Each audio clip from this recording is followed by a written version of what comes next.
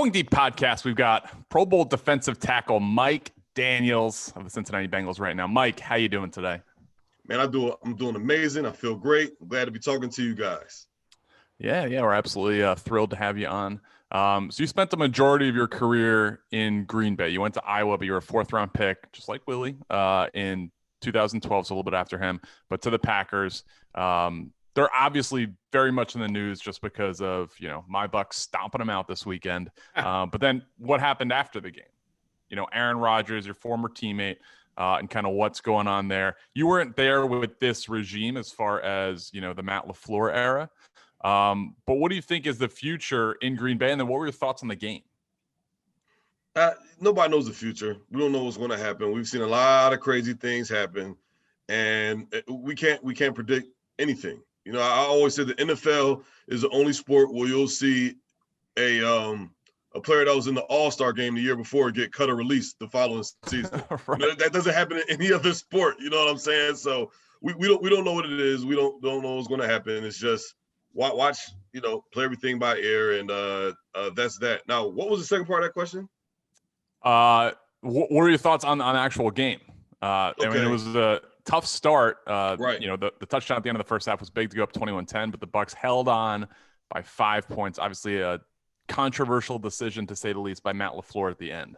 Oh man, you got controversial decisions in all games, man. And the only controversial decisions that people remember are the ones that are towards the end when it seems like, quote unquote, the game was on the line. The game was on the line from opening kickoff. You know what I'm saying? So I always said that, like when in our NFC Championship game against Seattle, everybody blames the onside kick. Well, there's a whole lot of stuff that happened throughout that game. Stuff that happened on play like 2nd and 8s that ended up letting it be 3rd and 1s that ended up being a first down. There are people don't notice those controversial plays. You know what I'm saying? Where maybe a blitz was called where it should have been a straight rush or something like that. You just don't know. Or maybe a coach should have called just a regular run as opposed to a pass that ended up being incomplete. You just don't know. But we don't notice those quote unquote controversial plays. And if you ask me, those are the plays that really win and lose a game, not the big ones, because they're the ones that create the opportunity for the big plays. Everything adds up in a game. If people don't know, Mike, I had the opportunity to play against Mike. He'll be a pain in the ass for a lot of office linemen, man. He not only does the man bring it on the field, and he's ferocious, get off, uses his hands really well, but as you can tell by his electric voice, the man can talk a lot of shit. So he's a complete package. I want to say this, Mike, man, I'm going to stay in Green Bay for a second, man.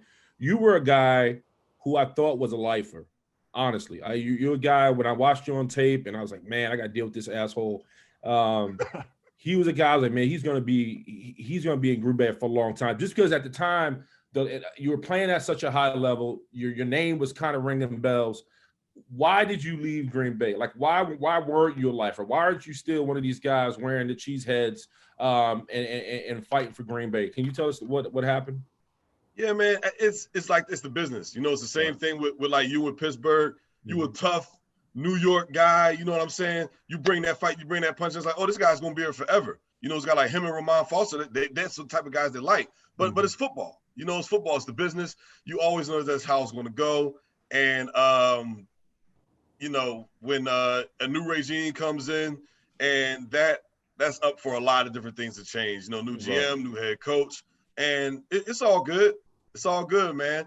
I wish I really knew how to navigate the business side of that, and I learned the hard way. You know what I mean? If I do you wish you would have stayed? Could you have stayed? We don't know. I may have been able to stay if I know how to navigate things properly, and I may have at least been able to play the last season as opposed to getting cut. You know what I'm saying? Mm-hmm. At the least, but it's just a matter of knowing how to navigate the business side of that. And being a former player, you understand exactly what that means, man. Right. There's just certain ways you got to carry yourself, certain things you have to do or not do. Better poise. Yeah, it was a very odd situation. Yeah, I was surprised to see you go because like I said, you played at such a high level, man, and I watched you kick a lot of ass, and you're on the defense with with Matthews and all those other guys, and And I was like, this guy, he's going to be hanging up wearing the green and gold. So I was shocked. But now that you're with the Bengals, man, and you come to where they play real football, that's the AFC North. Physical, man. Physical. Yeah, it's a bloodbath type of a division. How are you now? I love it. I absolutely love it. Like you said, it's a bloodbath division. I haven't played a game as volatile and violent as that Monday night game against your former Steelers. Like that just goes to show, like, this is a game where it's not the big brother situation. It's you can get knocked out too, man, because we throw punches, man. It's a street fight with football regulations. You know what I mean? And I absolutely love that style of football. And personally, I'm just getting better every day. I'm just getting better every day. I'm loving it. I'm feeling great, and training's going well. It is awesome. Mike, you mentioned that Monday night game in Cincinnati. I'm a Steelers fan, so I'm like Willie. So I was, unfortunately, that night there. You guys whooped our ass. A lot of the storylines from that was about Juju Smith-Schuster and the dancing and all of that from the opponent's side. Somebody who's in the locker room with Cincinnati. Doesn't that play into it? Did that play into it? Are you on the sideline saying, "Hey, let's whoop this guy's ass because he was dancing"? I mean, obviously, a guy like me, I love to find any reason to piss me off before a game. I remember playing against the Giants in the playoff game, and they were on the boat. And I remember going to Coach McCarthy, like, "Yo, Coach McCarthy, you need to show the team the picture. These dudes are in Miami on the boat, and we're at work. What the hell, man? We just got to fire us up. We're working on the boat." He's like, "I don't know. You know what I mean?" And that's when I learned, okay, everybody isn't as hostile as me when it comes to this football thing, But I absolutely look for everything. But at that point, my mentality was just like, I'm just trying to really focus on my job, just getting back into the groove of things. I didn't even notice the whole Juju stuff with him dancing and everything like that because I was so locked into what I had to do. It's almost like I was looking forward to the game like as if I'm a rookie all over again, right? It's just, okay, what's my job? I'm fully locked in on that. I don't see anything else. These are the blinders. This is me. This is my position. That's all that matters. I the football was important that night, and that's winning the game. And we took that approach as a team. And if guys got blown up at the logo that they was dancing on, then that might have been a result of that. Who knows? We won against once 11-0 team with a third-string quarterback, and we had, I want to say, 3 or 4 wins at the time, and that just speaks to the level of focus, the amount of focus that we had in that game. Yeah, speaking of that team, you're on the Bengals right now, but Zach Taylor is a coach that's kind of come under fire, maybe fairly, maybe unfairly. But what type of coach is he? Because he's been there for 2 years, you've been there for just this one. But what type of head coach is he for people that aren't necessarily in the Cincinnati market? Zach Taylor's awesome.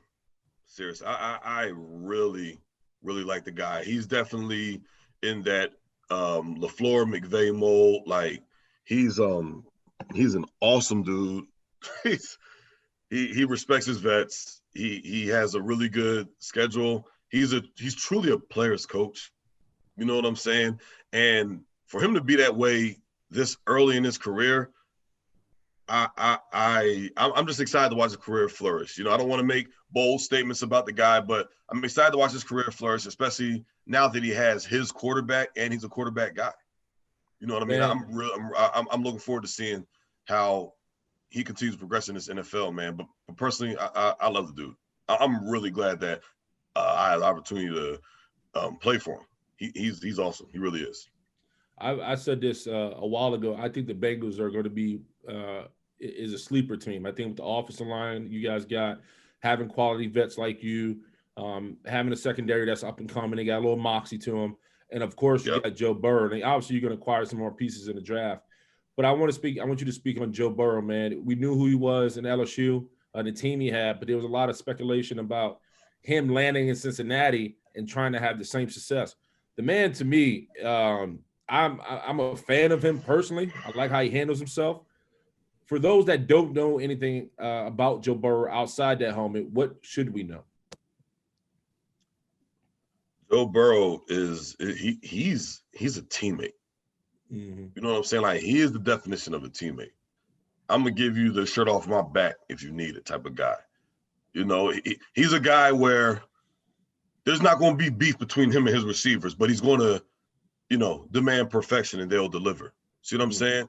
There's not going to be beef between him and the defense if they're not playing up to par, but guys will have that mentality of, we need to get Joe the ball back. I'd always tell him, Joe, we need to get you the ball back, man. That's my focus today. Make sure we get you the ball back and you do exactly what you said. Do exactly what you do with it. Can you speak quickly before you go, Joe? Can you speak quickly on his maturity? I know some people in that building. They talk about how he carries himself like an 8-year vet. Can you? Because you played a long time in the league. I played a long time. One of the things that was kind of a sour note for me, especially towards the back end of my career when I was with the Jets, man, is watching these kids that came into the locker room who just valid at the time. They're 22 and 23-year-old. They are kids, right? They're still pups, but just how they didn't handle being a pro, right? Like you spent your whole life trying to get here, and they came, you know, they were more interested in the TikToks and the jewelry and the clothes and the hose rather than putting on the helmet and actually putting in work. I started to see that trickle into the locker room. And it kind of turned my stomach because I was used to being a Pittsburgh one, playing with people who, no matter what their nightlife was or whatever they were doing, when it came down to putting their feet in cleats, they was dead serious about football. That started to change. And so to see Joe Burrow with the world on his shoulders, right? Because he's a hometown kid, just won a national championship. Can you speak to his maturity and what he's done this far? Yeah, he's what you would call like one of those throwback players. You know what I mean? He's a very studied quarterback. He's not relying on ability, skill, talent, you know, arm strength. He's relying on what he knows. He's a damn smart guy, damn good leader. And you know this.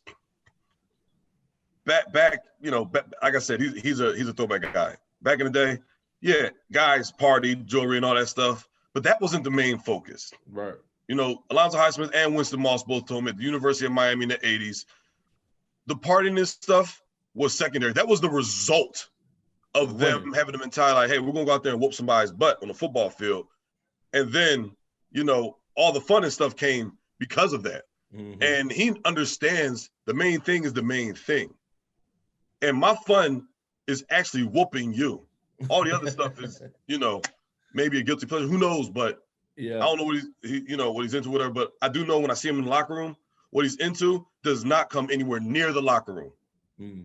And what you would think is that he goes home and just studies football the entire thing, entire you know, day and night. You know, winning means everything to him. Winning means everything to him. They got, listen, Bengals, that division is going to be crazy, man. Yeah. Oh, my goodness. Yep. Yeah, no, and Mike, obviously you spent a lot of time with Aaron Rodgers, and now you come in, you're with Joe Burrow. Any similarities between the two that you see? If so, what are they? Poise. You know, poise, and Aaron's a guy that when you watch the games, you're gonna say, "Oh, look, he's complaining, he's getting flustered." Nah, he's passionate. Aaron doesn't get flustered, start throwing interceptions, start getting erratic, things like that. No, Aaron is just very passionate. You see what I'm saying? And I see the same thing in Joe. He's got the poise, and he's got real control of the team and the respect of the other players. And that's what I saw in Aaron. Aaron talked to everybody. Aaron was cool to everybody.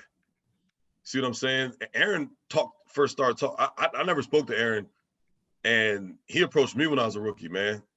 He said, "Man, you know, I like you, man. I like your smile, man. You got good energy." I was like, "Oh, shoot." Aaron Rodgers just told me he likes something about me. First of all, he knows I exist. That's crazy. Right. See what I'm saying? And Joe, even a guy like Charles Woodson, I was injured. Wood came up to me, said, "Are you all right?" I was trying to make sure I don't trip over my own tongue. I was like, "Yeah, I'm good." He said, "Good, man. We're going to need you this year." I said, "Wow." Charles Woodson said they're going to need me this year. That's crazy. Well, Joe Burrow's in the same mold of those two guys. And those are two great players. So nothing that he's doing on the field, nothing he did on the field surprises me, because right here, he's got it, man. He's got it. He's only going to get better.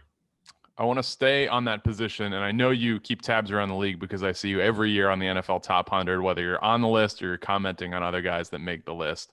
But you played with a guy in Detroit for the year you were there, Matt Stafford. and it came out that they are openly going to try and deal him pretty soon.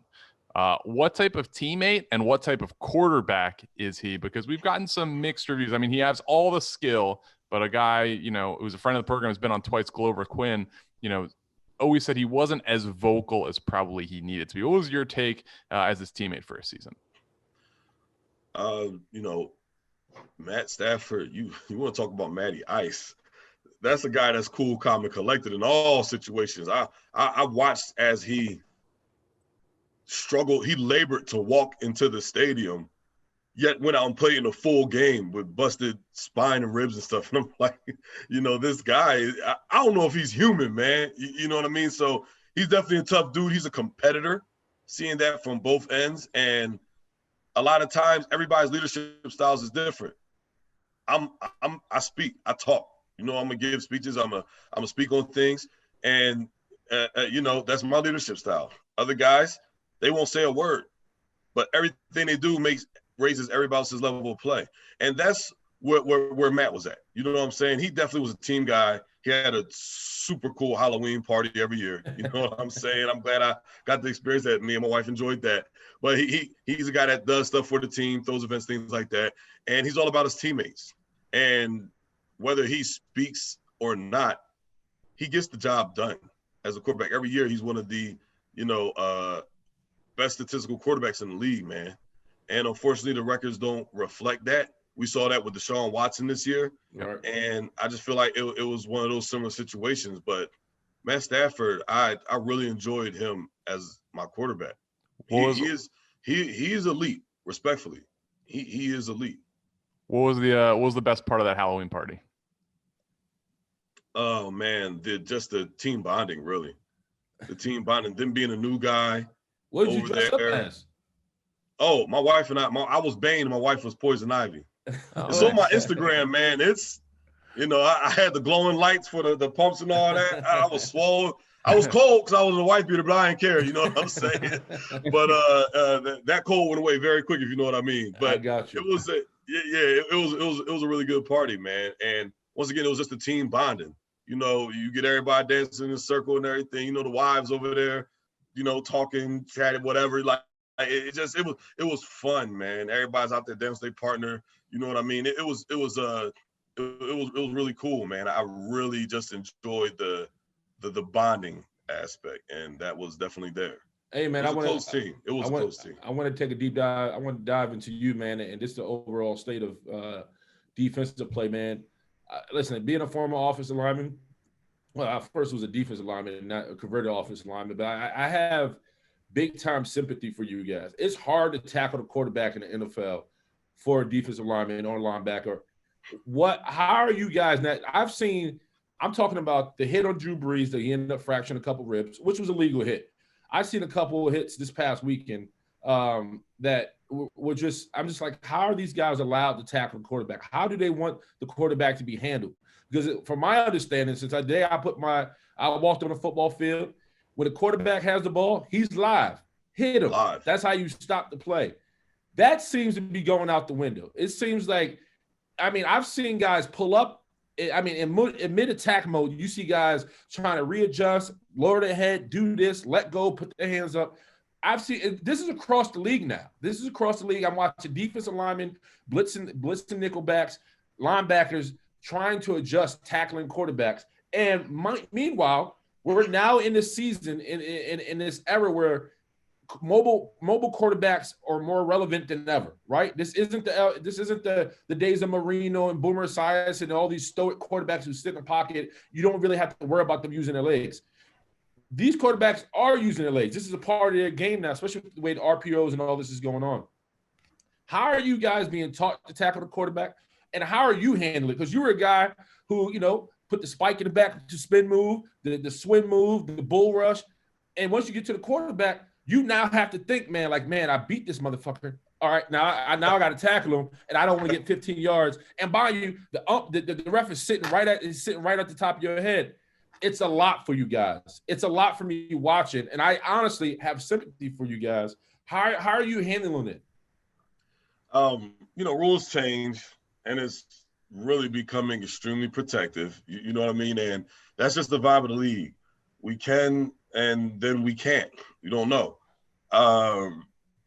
Shoot, this year, bull rush the guard, got to Alex Smith, but I was at his ankles. Well, I was at his knees first. I couldn't get up, so I got to his ankles. I just kind of wrapped up as tight as I can, and I'm like, "Go down!" I'm yelling, "Dude, just go down! Come on, man!" He ended up just throwing it away after like 3 seconds of holding it there. But I'm like, "Where's the whistle to blow?" So it's almost like they want the quarterback to get the ball off. Especially with Alex Smith, guy's made of glass. Yeah, right. So I'm like, and then I could have went a little higher, but then I would have hit his knees. That'd have been a flag, and I'm like, I couldn't go high enough to his waist. I was so low. So, but I just work my technique, and I have to rely on what I train to do.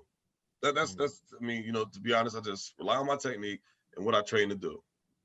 Mike, we were doing some research on you before the show, and we saw that you played in high school defensive tackle and running back. That is a wild combo, my man. I mean, were you just the bus in high school out there in New Jersey, or how did that come to be where you were playing up front, in the nitty gritty on the D line, and then you're also a skilled guy getting the ball? Yeah, I definitely played running back like a defensive tackle.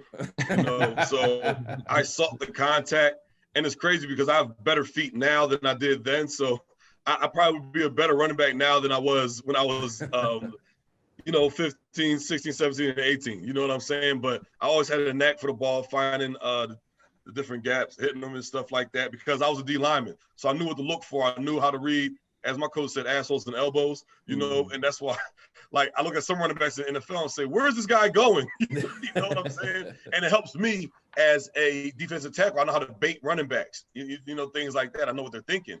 But he's talking about the peekaboo technique. I hate it. Right. Yeah. That's right. You grab an old lineman, look this way so the running back thinks you're in that gap, and then shed the opposite way as soon as the running back goes. Yeah, so I was always was a really flexible, athletic guy, and I was a lot smaller when I was in high school. I wrestled at 215, and I was 207 on my visit to Iowa. So I just, I had a lot of growing to do, but I was always really, really strong, really violent, and really aggressive. And that's why I played defensive line. So I played defensive tackle, and that's where I'm at now. Do you miss running the ball at all? You want Coach Taylor to get a little Mike Daniels package in there at the goal line? Hey, look, I'm all for that fullback package. Let me blow up a D tackle. Let me blow up a DN or a linebacker. I don't care about hitting DBs. I don't feel tough when I do that. You know what I'm saying? But let me hit one of these dudes. And let me go catch a pass in a flat or something like that, or let me just run up the gut. Either way, I'm always saying, hey, put me in that fullback. And Green Bay used to do that. Nice.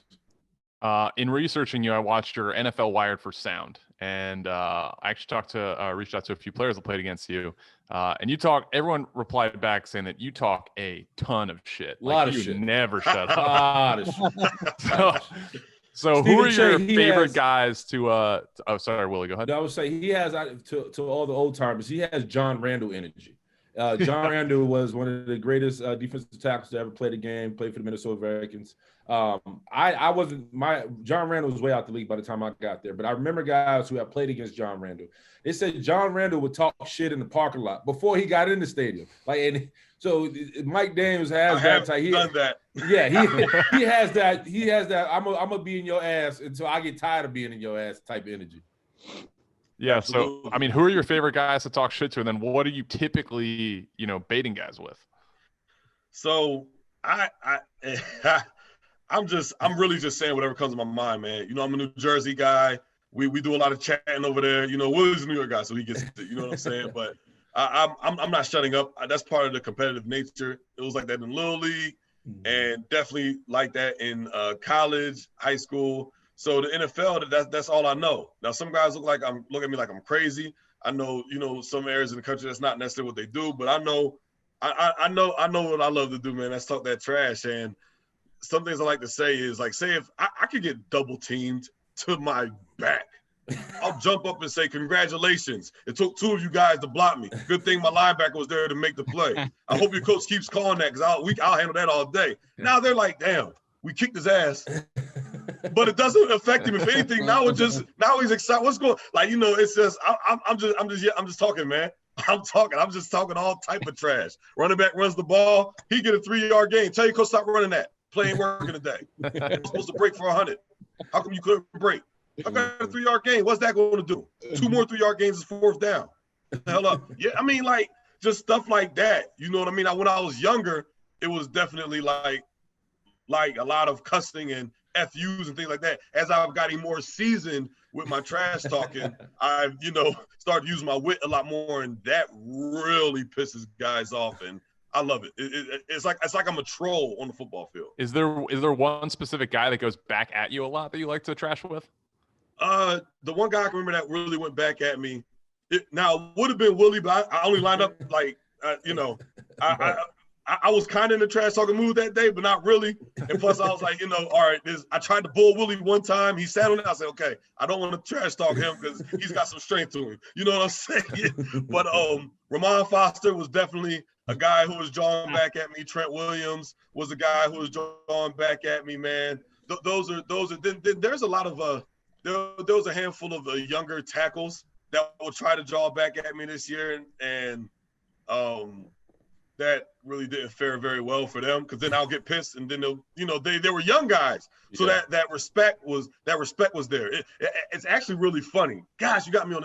I'm gonna give you the story. And I'm gonna shut up. Yeah. All right, no, go ahead. No, we're here for you. But we had a game this year where, and I'm not gonna say what game. I'm not gonna put the guy out there, but our coach my only job on field goal block was to talk shit to the snapper. It's like, Mike, we need to utilize one of your better assets. I'm like, yeah, what is that? You're trash talking. Get in this guy's head. I'm like, okay. So opening snap, I was like, dang, bro, you gonna miss some snaps today? I was like, you better be thankful it's COVID because your backup has to stay in the hotel for a week. Excuse me, your replacement has to stay in the hotel for a week. Oh, man. And that opened up the floodgates because the next one, then like 2 more guys started chirping. Then by the 3rd field goal, half the defense started chirping. Then before you know it, I didn't have to say a word. You know what I mean? And that was just the mentality of our team. It's a bunch of pricks. Like the whole defense was on this guy. I just out there and say, hey man, I'm sorry. I'm sorry I made these guys realize how bad you suck. I apologize. Yes, Philip Rivers retired recently, and he's well known, obviously, for being a big smack talker back. Of the quarterbacks, is there anybody who chirps back like him, or are they mostly just kind of staying in line and staying focused? Yeah, Aaron would chirp back in practice. I remember this year, once the win was solidified, Big Ben going to say, yeah, you sure do like to talk, huh? I'm like, yeah, you would say that after you guys kicked your last field goal of the day. Why would you wait till now? I've been talking trash to you when I was in Green Bay, 2 other games. You haven't said anything until now. What the heck? But you got that, and Philip, obviously. I remember when we went to Detroit, he said, man, you really fell off, huh? I was like, yeah, good one, right? And I came and I smacked him. I said, how's that fall off? You see what I'm saying? Like, you smacked him. I said, like, I hit him. I got good hit on him. And this year, I was looking forward to getting after him. Unfortunately, I missed that game, but he was definitely a guy. I remember I disregarded his lineman, but he had one that quick release. You know what I'm saying? Yeah. I hit him, and I said, dang, and I turned around. He completed the pass. I said, what are y'all doing? He jumps up. Well, clearly they're not covering. You better run your ass down there and get ready for us. We just got that first down. I was like, okay, I like that. And then me and Adrian Peterson would go after it all the time. Like the rivalry wasn't the Vikings and Packers. It was Adrian Peterson and Mike Daniels for like two of the seasons. Like we went after it all the time. I saw you accused him of being scared of you. Well, yes. He tried to stare me down at the coin toss. I'm like, nah, bro. The same thing that happened last year is going to be even worse this year. I mean, it's on YouTube. You saw, it was on YouTube. That was just one of the battles. Yeah. You see what I'm saying? And every time he didn't have 100 yards in those games. I think the most was probably 60, 45, 15, and like you know, that my thing is this. If I have an opportunity to play against a great player, right? Now I'm gonna try to bring you down a couple pegs, let you know you got to show me you're great. Mm-hmm. So then you suck. And that's the mentality I'm gonna take, and that's how I'm gonna approach you. And I'm gonna treat you as such. You see what I'm saying? And a lot of guys, they get thrown off by that a little bit. Right. You know, and it's a respect thing after the game, all love, shaking hands, let's catch a drink or whatever, you know. But during the game, it's like rat beef. Yo, you my guy, but I'm coming at you. I gotta come at you, man. That's just the game. I want to ask about the tape. Can we talk about the tape on the arms? You're the only guy. Do you still do that? I don't know if you're still doing that. The black tape that you had swirled around the arms. Yeah, man. Can we talk? How did you would look? Sometimes I would look at you and tell me, man, he looked like a fucking Mortal Kombat character, bro. Like Yeah. you would have this. He would have this long tape all around the arms. How did that happen? Was it a thing that you started in college, or like how did the tape come about? That's not even, that's kinesio tape. You know what I mean? Kinesio tape, correct. And, yep. And when I would have, you know, the body has different pathways. You know what I'm saying? I've really gotten into a lot of, you know, a lot of the Eastern methods of Holistic healing approach. and things like that, and like the flow of the body and this line, that line. I do a lot of acupuncture. You see my social media, you'll see that, and the tape was just a reflection of that. And my whatever chiropractor I work with, they would do those the tape patterns to, you know, follow the pathways of the energy, blood movements, all type of stuff that is proven to be real. And I definitely could feel, like, for instance, hey, I would like some tape for my grip strength. You know, and they'll go from like my back to my shoulder, across my bicep, on my elbow to my wrist, and damn, I would have some really good grip strength. You know what I mean? Like it really sets the body in place. You know what I mean? You know, good posture. I get tape to make my body have the posture necessary, and it will help me be explosive and things like that.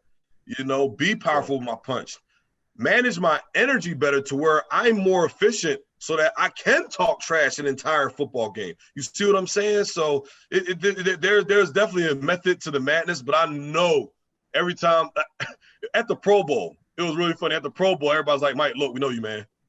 Like, bro, just take it easy. I took my shirt off and I was taped up. All the O-linemen said, Jesus Christ, why? You know, why are you going to set them off? You're going to set them off. So it was, you know, that if you don't know what it is, you look at it and you say, wow, that looks crazy. This guy's got like battle freaking markings on his body. What is this? Mike, I'm a Purdue guy. One of my really good close friends, rookie for you guys this past year, Marcus Bailey, linebacker. Yeah. How's he been for you? You got to take care of my guy now. Yeah, Marcus, he's going to have a bright future, because I'm a weight room. I'm a workout. I train. You know what I'm saying? I do that training. James Harrison is a guy I idolize. You know what I'm saying? Like, I train my butt off. And I had a ritual I do, you know, every day before practice, before walkthroughs, you know what I mean, in the weight room and stuff. And Marcus would be the only guy in there getting himself ready. I was like, if it's important for him to know to get his body activated, conditioned, and prepared before he steps on the field, he's doing that as a rookie. He's going to be way past anything that I know of importance for preparation.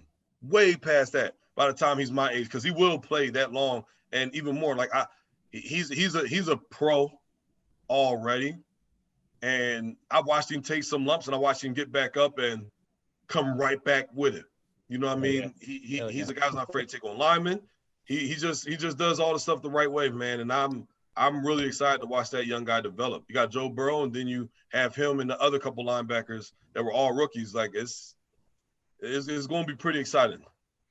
Going back to quarterback trash talk, something came out like a week or so ago before the NFC Championship game that Aaron Rodgers, one of the most frustrating parts about playing against him is, you know, besides making it so easy, he just has chit-chat conversations with the defense and specific players on the defense during the game. Like Mason Foster was a linebacker for the Bucks and the Redskins or the Washington football team.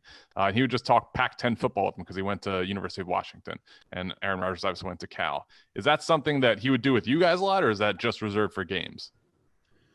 Yeah. You don't really notice it because it's like that practice, weight room, meeting room, like that's just lunchroom. That's Aaron. Hot tub, whatever. That's Aaron, man. He's a good dude, man. He really is. Like he's one of my all-time favorite teammates at all levels. And it's hard to say, like when you play with a great player, that like a Hall of Fame, that's the guy who is one of the better teammates you've had. That doesn't happen very often. You know what I mean? Because egos and things like that. But Aaron was always an extremely personal guy. That's just who he is, and the locker room loves him for it. Last question for me, Mike. And when I heard you was coming on, man, I was excited. I was like, man, he's a true dog. But you had a blue collar approach, and you were somebody who played the game extremely hard. And I could tell you didn't play football; you loved football. And I always respect and have a lot of respect for guys who take that approach and who's intimate about the game. And I know you're as intimate as I am about the game. So I love that. But once again, last question for me, man. The Bengals, what does next year look like for you guys? Man, like I said, everything's always a toss-up. The best thing, and this sounds like a company answer, but it's just really the truth, man. When we don't know what it is, you don't want to make predictions because you don't know what can happen. You could say, yep, man, we're going to be terrible. We still got this happening, that happening, and mess around and have an 11-win season. You just don't know, man. You see what I mean? So my focus is always like getting better, improving every day, being the best me I can be, focusing on my technique, my training, my preparation, and then let the chips fall as they fall. I got to prepare to be able to have the best, spring that I can have, to have the best summer I can have, to have the best season I can have, and prayerfully the best postseason I can have. Yep. And just keeping that focus, that laser focus, that blinder focus, nothing will trip you up. You're not going to be concerned with anything, and whatever happens, you'll be able to maintain that poise. Say if you get out to a slow start, that's okay. We jumped out to a slow start, but maintaining that poise that you had from whenever your season ended up until that point, that'll carry the team. If everybody has that mentality, that'll carry the team to tightening up in the second half of the season, making a run and getting into playoffs in a wild card spot. You guys came close, yeah. Yeah. So that's how I view the future, and I view that future every year. But right now, I'm excited because of Coach Taylor, Joe Burrow, and like I said, those young linebackers, man. And yourself, man. A lot of people. It's hard to last in the NFL and be relevant and to be impactful. And you've definitely done that, man. And like I said, very, very happy about you. I'm proud of your career, and I'm proud of where you are right now, man. You've been over the hill and back. So keep kicking ass, man. I look forward to seeing you. Last one for me, Mike. You said that you're a talker. You've been entertaining as hell. You're gonna have, hopefully still a long career ahead of you. Even you've already had a long career, but let's say post career. Are you thinking TV? Are you thinking entertainment? What are you thinking, man? I need to see you on First Take or something. He's gonna be on SmackDown. That's what you're gonna do. Big E is my boy. The New Day, those are my guys, man. I went to college with Big E. I know those guys, man. So, I don't know yet.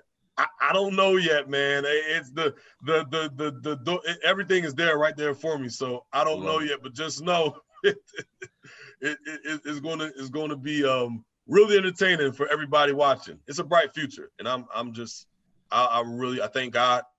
You know what I'm saying? First and foremost of everything. And I'm really appreciative for all the opportunities that I had. And I'm just excited to see, when I eventually do get to that point, because I know it's going to be something, man. When we see you on Monday Night Raw, just leave us a couple tickets, man.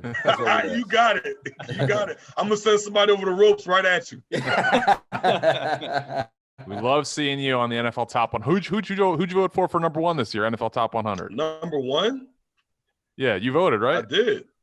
I didn't know I'd get this question though. Quite frankly, I had to say I wanted to say Mahomes. I really wanted to say Mahomes. Like the Gridiron Heights is so right. Football is easy to him. You see what I'm saying? It's so easy for him, man. It's not even like it's so easy for him. But really, Tom.